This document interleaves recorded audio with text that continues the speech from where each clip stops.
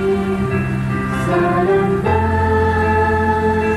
na walang hanggan, sa mga makinakit,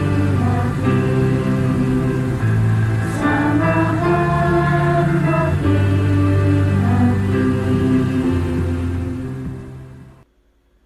Isayas 57:14-15. At kanyang sasabihin, inyong patagin, ihanda ninyo ang lansangan, inyong alisin ang bawat sagabal sa lansangan ng aking bayan.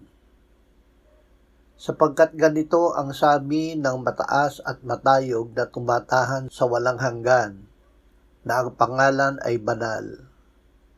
Ako'y naninirahan sa mataas at banal na dako, at gayon din sa may pagsisisi at mapagpakumbabang loob, upang buhayin ang loob ng mapagpakumbaba, upang buhayin ang puso ng may pagsisisi.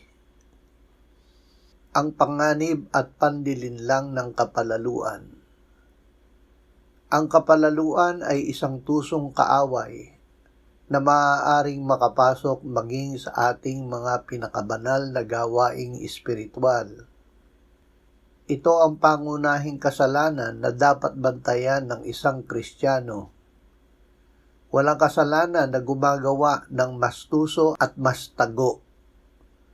Alam nito kung paano pumasok sa lahat ng bagay, maging sa ating paglilingkod sa Diyos, sa ating mga panalangin, o maging sa ating pagpapakumbaba. Ang kapakumbabaan ay hindi gawa ng ating sarili.